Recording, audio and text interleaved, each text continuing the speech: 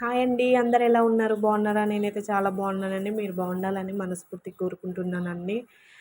ఈరోజు చూడండి మీకు ఒక వెజిటబుల్ చూపిస్తున్నాను. నాకైతే ఇది ఫస్ట్ టైం అండి ఇది చూడటం.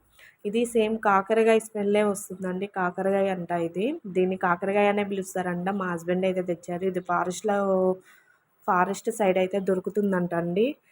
దీన్ని మీరైతే ఏమంటారో, మీ సైడ్ ఏమంటారో మీకేమన్నా తెలిస్తే కామెంట్ సెక్షన్‌లో కామెంట్ చేయండి.